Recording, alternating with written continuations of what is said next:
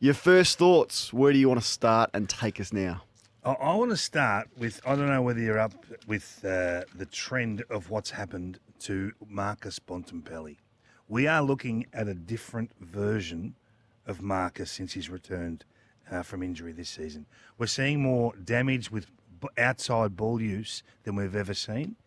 He's still having the same impact on games. So if he's a 20 rated performer across his career, he's still getting the 20, right? But it's coming in a different fashion. He's not having to win all contested footy. His contested numbers, or in terms of percentages, have dropped massively. 50 down to 40. He's a better version of the same player. This is the new Bont. So now they're trusting guys like English and Libba and Frazier to win the ball on the inside. And on the outside, it's Richards and Bont that are going crazy. If you're sleeping at the wheel on this guy, there's a shift in the way they're using Bont, and I love it. And that was the performance of the year, I reckon, the way that they went about that. Just watching The team? Yeah, watching the Bulldogs on Saturday night, this was at a different level than I'd seen sort of anyone else play, with just the skill level, the execution, the run, the speed, the power. So I thought it was, I agree with you. They're flying. They're going going flying. well. Yeah. Have they converted you? Has the No, I coach think has he done a good job this year? I think their list. Going? I think their list is incredible, and he You had is him coaching. sacked though. You had him sacked this year for very good reasons. It had Despite the been list. the biggest waste of talent on any given AFL list for 21 to 24. What about right now? The What about right underperformance of that Talk side. about now. Yeah, no, and I just said that. I just said there's the best performance I've seen this year, and he's got them absolutely humming, and they are maximising the unbelievable talent that has been on that list that no one has been willing to admit to for a long time. And finally, we're seeing. We differ on that. We can differ on that. That's you all think right. their I'm not list going is to go no down good? that path. You've been telling me for 4 years their list is no good. Resetting is what I said. Resetting, not no good. Resetting. They've got a few out, by the good way. to me. They've got a few out, and they've still managed to cover them. Would you re-sign the coach right now? I don't know why you would. It's working so well right now. Would you let him vacate at season's end? Well, he said that he won't. Would you? I would take. I'm asking you. No, I'll just take him at his word, Luke Beveridge, that he's not coaching anywhere else if it's not at the Western Bulldogs. So there's no need to rush into a signature now. I'd wait until let's see how they go in the final series. Surely. Oh, okay. But he said he's not coaching anywhere else. So what's the rush to re-sign him now? There isn't one. No I need. think well, it doesn't give you. Everyone tells me it gives you a lift. Well, we had to sign Kenny in But August it's working. because it gives us this lift going into the final It's working series. for them. It's working right now. The way that they've managed it has been magnificent. The way that the Western Bulldogs have managed this, absolutely magnificent from day one, and it is working. Why change it? He's not going anywhere else. No one can steal him. He said that. He's given everyone his word that he's not coaching anywhere else. Why would you shift? Why would you? Because things shift. Dimmer was tired. Dimmer was run down. He'd cook the Look how he's sausage. going. You can have your say on that. I want to discuss with you, Kingy, the teams that I would least like to be for the next 5 years. 5 years. So I'm going to give you a list of the 5 years is a long time. If you support one of these teams, the next 5 years are going to be pretty thin. Now I They're think not just the teams down the bottom, are they? no, they're not. Okay, good. So do you want to? I'll go from 5 to 1. I don't know if I'd love to be the Giants. I don't know. Like, what's coming through for the Giants? What does the future look like? What are their prospects of recruiting players to the club to go and play at GWS with the way that where they're situated with their travel arrangements in the first 8-9 rounds of the season? Who wants to be a player with a family that is looking to go and play somewhere else? It's not just to save your career like a Jake Stringer. How are they going to attract players and talent? And then what's coming through? Is Cadman going to be the number one pick? I don't know. He's going to be probably a good player. But what do they got? What have the Giants got? Well, Green's going to be there for another 10 years. Green will be there. Callahan and Green. Ash, 10 years. Yeah, good Callahan, halfback. 10 years. Oh, he's better than a good halfback. No, he's a good halfback. He's one of the premier halfbacks. Yeah, he's had a really good start to this year, but he's not yet a star of the game. He's not an All-Australian yet. Tracking nicely. Tracking Let's just nicely, leave it yeah. at that. Cadman's a question mark. I like that. I still think Darcy Jones is only 21. Yeah. 22 or 21. Harvey Thomas is going to be a player. It's going to be hard for them. I think going to be hard for the them. Giants. So anyway, they're at number 5. Okay, all right. At number 4, I've got the Blues of the teams that I'd least like to be. I love their top 6. I love it. But if Koning leaves, Curnow gets a year older, Cripps gets a year older, Walsh is already pretty banged up at his age. What is underneath at the Blues that has them driving this club forward? Not Draper, the young kid that they drafted as just Jagger Smith is just his name escaped me. I really like what I saw from him in the preseason, but I don't know if the Blues have got a whole lot of capital coming through. So they're at number 4. I've got the Saints at 3. I don't see anything with the Saints. I don't see anything. Didn't you see it a couple of weeks ago? No, not really. No, I've always been. Didn't you say they were building nicely 2 weeks ago? No, you and I had this discussion when they started the season flying, and I said the Saints are not good. And you had them as a finals contender, and all the Saints fans were ringing up. I said the Saints aren't good. I don't see a whole lot. Didn't you say after about 6 weeks that you could see some growth? You could see them building? Not really, no. Not really. I'm happy to go back and reassess. I haven't wavered once on the Saints and where I see them. So they're at 3. Okay, keep going. They're at 3. Porter at 2. They are in all sorts of trouble, which I've told you this for a while. Well, we've discussed their list for a long time, and that's the reason why I've always been complimentary of Ken for his coaching with. He had 8 All-Australians. No. We've done this discussion. He's had it for 10 years. When you've had him for 13 years, that's 2 cycles of list rebuilds. So, and he performed pretty well to get them reasonably close. So since 2020, this is what they've drafted in. Lockie Jones, not sure he's a 200 gamer. Ollie Lord, not sure he's a 200 gamer. Josh Sin at 12 in 2021, definitely not a 200 gamer. And then there isn't a first-round draft pick until Berry at 15 last year. The list management of this team has set them up for the biggest failure in the next 5 years that is just going to shock the Port Adelaide fans. But you had to give up a fair bit to get Horn Francis. Yeah, and that was fine. You're happy with that discussion? He didn't give up a whole lot to get him. It was a pick 8 and 16 or something. So considering what clubs are giving up for players of that talent, it was a pretty good deal. So that's a good one. It was more than that, wasn't it? No, it was like 8 and 16. It was a top 10 pick and a future first. Wasn't a whole lot. So why would Butters stay? Is my question. Why would you stay if it's doom and gloom for the next 5 years? Why would you stay? And that's what he's weighing up right now. But would you suggest that he stays or leaves? Because you've had the same discussion with some of the young players. I'm just telling you, Kingy, the next 5 years for Port Adelaide is going to be very depressing. So if you're asking me the question for Zach, if success is what he's after, I would suggest to him that it's not going to be at Port Adelaide. If on-field success. You're suggesting he leaves? If on-field success is important to Zach Butters, I'm telling him it's not going to be at Port Adelaide. What else is important? Well, cash. Just sheer like the biggest contract that's ever been signed in the history of the Port Adelaide Football Club. I'm not sure about that. He'd get more to leave. I guarantee you, if you put a number on it, there'd be 17 clubs. He's going to get a lot to stay. You get more to leave, and there's no success coming. Why would he stay? And then West Coast is at 1. So that's the 5 teams that I would least like to be for the next 5 years. Anyone I've missed? I think we've done this discussion around the edges before, not as a 5 like you've done here. So much can change with the acquisition of free agency. It can. But the change is quick. Yeah, and that I said the same thing about Hawthorn a few years ago. I said the Hawks would be the team I'd least like to be. And they were able to turn things around pretty quickly. So that's not set in stone. But if you're doing it right now, I'm not sure you'd have anyone else in that top 5. I think Melbourne have got a good core group of under-23s coming through together.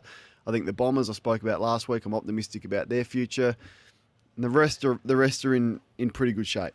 So I think Collingwood are there for the now. Yeah, that's a good discussion. Because they're going to have a few tip over. So they've got to win it again. Having won it, terrific. I agree with that. Huge tick. You get the free lick of the ice cream again to have another crack. They sort of need to win it in the next couple of years. But there's pressure on everyone, isn't there? I mean, I look at Geelong and they've got Is there pressure on the list management enough, though? Like, it's so critical. Like, do we ever put the list management groups under pressure or not? Well, you do. Yeah. Well, does anyone else? I think you have.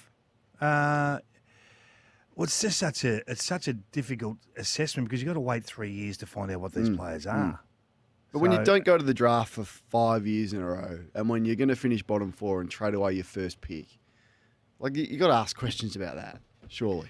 Well, I look at Scott Clayton, right? And he was at the Kangas for 5.5 years, and Tasmania couldn't wait to acquire him. And I'm thinking, okay, on the evidence of 5.5 years, why are you jumping over hot coals to get to him, right? Because I don't see it. But they tell me that, no, in terms of talent identification, he's in this bracket, whatever this bracket is, the best bracket of talent assessment. And I say, really? Okay.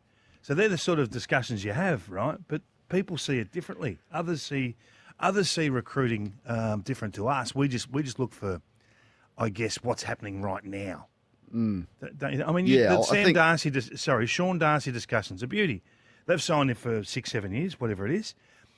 And they'll always be able to move him on. They'll always get something for him, like Brodie Grundy. You'll always get something for that guy. Might cost you a bit, though. And we just won't know what it costs to move him. We won't know how much of that but we'll salary... see the pick. We'll see the pick, but we won't know how much of that salary Fremantle are paying to get him out.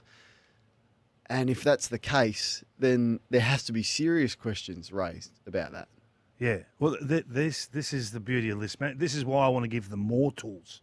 I want to give them a mid-year trade period. I want to give them a window where they can make this year's list better for this year's opportunity and bounce back quickly. The 5 clubs you mentioned would love to do something now, but they're hamstrung. Did they manage Bont? What is this management of Bont we're talking about? 24 disposals, 9 score involvements and 2 goals. I don't think Bont would be disappointed with his game in any way, shape or form. Well, I guess he's trying to find some positives of what was... No. He's saying he wasn't seeking positives. He was just saying, we got these 2 jobs done. Norton and Bont. Well, they definitely got Norton done, but that's not hard. Bont, you can argue.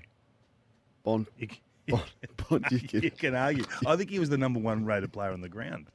Well, Bailey Dale surely was. If Bailey Dale wasn't the number 1 rated player on the ground, the rating system's broken.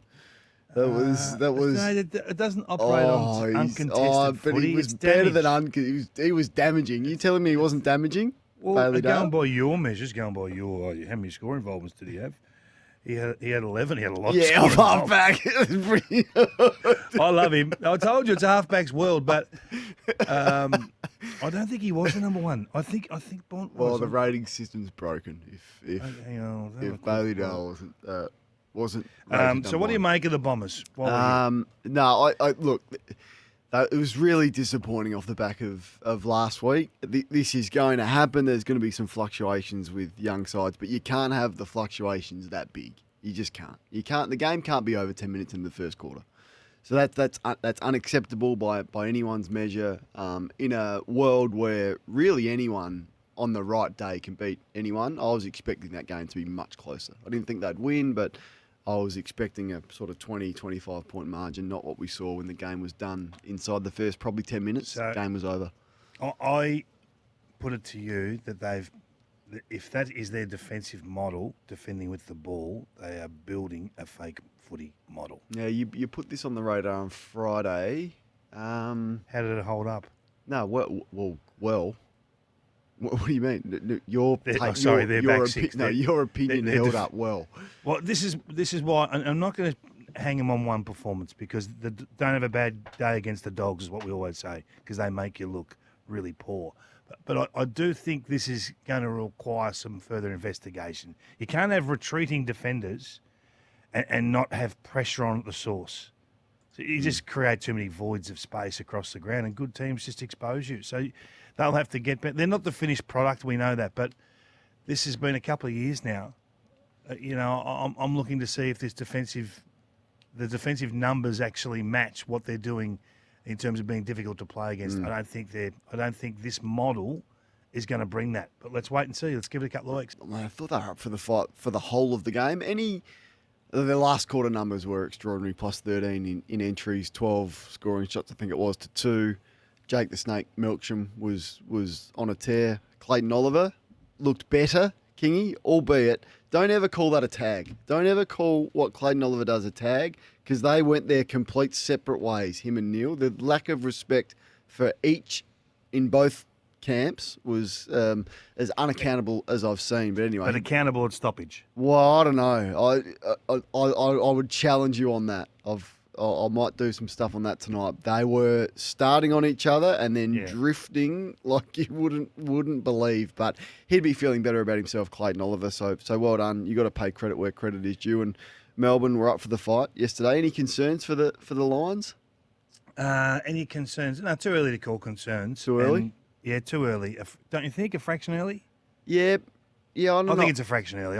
Look, they haven't lost many games. They've been up for a long time. So need a little dip, I reckon, and then a bounce, and surge again. Yeah, I do think they're ready for a little dip. They just made some clangers. I mean, that switch across goal. Everyone raves about the Ashcroft boys. Levi kicking across goal was a significant error, so you've got to put that on the radar. And then they just couldn't get the ball out of the defensive half. And credit to Melbourne. Jay Clark made a good point last night. We bash Simon Goodwin when they get it wrong. And there's not much love comes back the other way when they get it right. What he did with Harris Andrews was brilliant. He's done that before. What he's doing with Clayton Oliver, whether you like it or not, is getting a result out of a player that just needed a reset. It's great coaching. How he's getting these younger players. I'm more excited about this young core than pretty much any young core in the game at the moment. They've got a good group coming through. Bowie did it again. You're talking about guys like Lindsay, who looks just absolutely terrific. Windsor will get better than what we saw yesterday, but they've got and Langford obviously is the other one that they just look ready-made. Another 30 games into those guys. And you may end up, I keep saying this, you may end up with a Collingwood-type model with the youngsters meeting that older brigade when they're just hanging on. Van Rooyen's the one they've got to get going. They've got to find a way to get him going. You take Petty out of the forward line, put Van Rooyen in at his absolute best, and that's a Couldn't draw you one this year. I know he can't, which is a big issue for them. So I'm not sure what has happened there, but Petty can't draw you one either. So you'd much rather. Would you take the risk on Jamara if you're Melbourne? If you were Melbourne, Melbourne will say they don't want to do it. I think they absolutely have to take a risk on the Saints on would be where this forward 50. The Saints would be the club that should be going the hardest for Jamara. If you are confident that he can... Rank your top three. I would say Sydney have to go hard. I would say Melbourne have to go hard. Yeah, I would think St Kilda, Collingwood, and Sydney. Collingwood? Why Collingwood? Well, I'm not sure. How long's Membry going to be around for? McStay's body is a concern. My check is closing in on 30. I think for the future, if Collingwood could get him for not a whole lot, and they can pencil him in for a while, that would be pretty exciting. Imagine him playing at the MCG for the Pies. Who do you reckon the most famous... I'm on the hunt to find the most famous baller out there. I've just been leaning towards John Rahm. As a baller, you reckon he downloads our podcast, do you? He's a baller, I reckon. You know why? He's wearing a pink hat today. He knows. It's Pink Monday. Get your pink on today. Toby, what he did yesterday, get your pink on. It's come across my desk that the great Leighton Hewitt is a very dedicated baller. No way. Well, I'm telling. So I think he's the clubhouse leader for the. Jeez, that's most. Oh yeah, that's good intel, isn't it? And there's a gap back to second, I reckon. To be completely honest. So Alex Carey, we've got Alex Carey. Alex Carey's a baller. Yeah, we're very happy with Alex. Very happy. And look, I know we struggle for guests because like I'm scared to ring anyone. North won, and you thought, oh, gee, we'd probably get someone from North. They don't have too many wins. Did it catch your eye on Saturday night that Bevo come on with us at Fox? I said, well, this is nice. He doesn't do any radio for us. I wonder why he came on with us. Well, it's because you've been kissing his feet for 5 years. That's why. That's why. So. Oh, Bevo, what a coach. Every time doing. they win, he tweets about how good Bevo is. Oh, Bevo. Anyway, well, I thought it might be pushing the friendship just to, because we struggle for guests, to ask our man to come on, Leighton. But I might we'll just sit on that. He might go off us. Yeah. Don't run the risk. I know. Was Isaac Rankin's reputation damaged on the weekend? Damaged? Yep. How? Well, if you're having two set shots from 35 to 40 metres out, pretty much directly in front, and you don't score, and your team loses by 10 points, was it? I think the question needs to be asked that why couldn't you deal with that moment? This wasn't a miss. This wasn't. Why couldn't he? Are you questioning him in moments? Isaac Rankin. I am. On two shots at goal. Yeah, didn't score on the MCG where they rarely play and they rarely win, and you've got an opportunity to put your side in a very good position, and you don't look like score. Like, we're not talking just a hit the post miss. We're talking did not score. Yeah. I'm asking you the question. Was his reputation damaged? No, okay. Absolutely not. I think you've got to ask the question. Well, if Horn Francis had to miss two set shots from 35 metres out directly in front and kicked it out on the full by 10 metres, you would have come on here and asked that question. So I think it's fair to give you the reverse. Mate, it's nothing to do with Jason or any other player, any other Isaac player. Rankin was a large reason why these guys have been in games. You picked the wrong mark here. No, Kingy, he had two set shots and he did not score, and they lost by 10 points. And you know what? If you could choose one of the Crows players to have the next opportunity, I'm choosing him to have the next opportunity. I'd take Fogarty myself, but I think that question. So you are adamant that whether it's a stoppage, whether it's at centre bounce, whether it's taking the ball from the wing. I keep telling you, this guy has the capability of being the best player in the comp. You keep telling me that, but he's been pretty good. You got the opportunity to nail a game, and you don't score. Okay. Yep, missed him. All right. And it happens. We've seen it happen a lot over the journey. Brad Johnson has missed a couple of goals after the sign, but doesn't mean he's a poor player. Did he score? Did he score, or did he kick it 10 metres out on the full? Oh well, I think he kicked the point to be. I think he kicked the point where he needed to go. I'm happy to be corrected on that one. And you're still happy. You're still happy with the Giant forward line. Still happy with the Giant. Well, you see, this is where we differ, right? They've run Collingwood on the road to 10 points and had ample opportunity to win the game. With Billy Frampton as the main defender.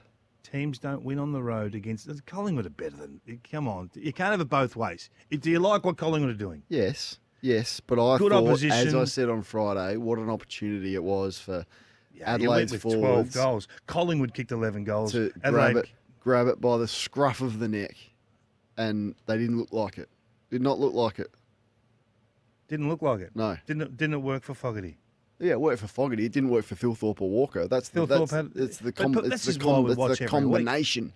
But this is why we go to the footy. It's about performance. Some guys perform some weeks, they don't perform others. The up and downs, the dip, the ebbs and flows of the season. It's going to happen. On the road, it's tough to beat Collingwood at the MCG. We talk about this all the time. Playing top 8 teams at their home ground, you're a 1 in 4 chance of winning. A 1 in 4.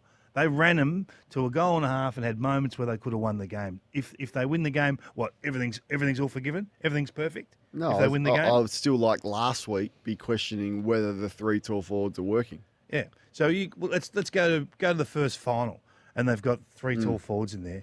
There's not many teams that are catering to handle 3 tall forwards. I think it'll be an area of advantage in a final series. Yeah, so we disagree on that because I don't think key forwards often dominate in finals, particularly 3 of them. But we'll wait. It's a question. 3 of them don't. 3 of them don't. But 2 of them get off the chain. Yeah, and you just don't know which 2. The mismatch is what we're talking about. Yeah, but they do it a different way. That's the point, David. They play a different way. What works for Collingwood wouldn't necessarily work for the Adelaide Crows. It's very simple to say, well, just throw Rankin forward, just throw Dawson forward. But who are you putting in the midfield that's of quality? Who are you replacing them with in the middle? They get smashed by Dacos and Sidebottom and Penderbury if you went lesser grade in the midfield. So there's flow-on effects. I just thought it was a solid performance from a team that on the road are playing the best team in the competition. They're top of the table for a reason. They're hard to beat. They're hard to move the ball against. They're the best defence in the competition, or they were prior to last round. Now the Dogs probably massage the numbers against Essendon and will probably read as the best defence. But I thought it was a good game, good contest. Both teams had opportunities to win. How's your 5 looking? I've had to make some changes. Have you? From 5 or from 1? From 5. How is it? From 5, I've got Geelong at 5. Maintaining the faith with the Catters. Like the Cats. At 4, I've got the Crows. I'm a big fan, as you know. At 3, I've got the Western Bulldogs. That's a change, is it? Yeah, very much so. At 2, I've got the Brisbane Lions. Just a blip. And at 1, I've got the Pies. So I've got no Suns and no Hawks. Oh, boy. I have got at 5 Geelong. I've got it 4 the Western Bulldogs, who come into the 5 for the first time. For the first time, they come into the 5-5 this morning. At 4. At 3, I've got my Hawks. They are one midfielder short, and it would be really nice if that midfielder was Will Day, but that was obvious. So there's definitely a lack of depth through the midfield, but I still think they're good enough to be there on prelim final weekend. I've got Collingwood at 3. At 2.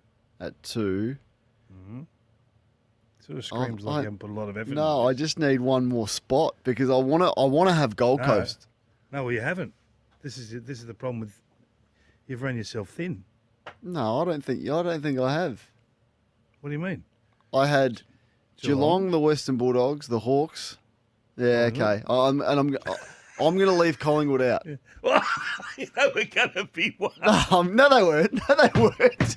No, you don't know Gold Coast were going to be one. Gold Coast were going to be one. You don't know what I was thinking. What you just made up? I'm worried about Collingwood. That is the biggest balls as you know. No, it's not at all. I am worried about Collingwood's injury rate as we get towards the back end of the year. You know that. You know that. So last week you would have had them 1 or 2.